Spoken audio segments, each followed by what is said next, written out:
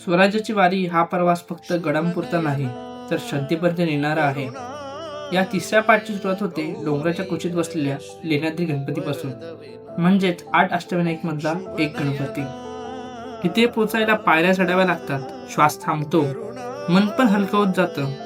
लेण्यांमधल्या बसलेला गणपती शांत आहे आणि तो शांतपणा आपल्यालाही देतो.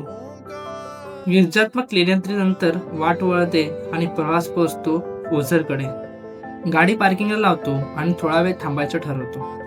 दर्शनाआधीची विश्रांती आणि मन शांत करण्यासाठी इथेच ओझरच्या ट्रस्टीचा रूम घेतो.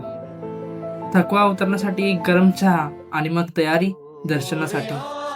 विघ्नेश्वरचं दर्शन गोंगाटत नाही तर मनात होतं. इथे उभं राहिल्यावर फक्त एकच गोष्ट जाणवते, विश्वास.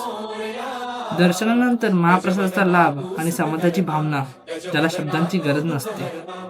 स्वराज्याची वारी म्हणजे फक्त प्रवास नाही, ही एक अनुभवांची शृंखला आहे आणि हा थांबा त्यातला एक महत्त्वाचा अध्याय. आणि अशा प्रकारे 8 अष्टविनायक मधील एक अष्टविनायक श्री विघ्नेश्वर गणपती याचं दर्शन पूर्ण होतं आणि स्वराज्याची वारी अजून सुरूच आहे. सुरनिरागस हो गणपती सुरनिरागस हो.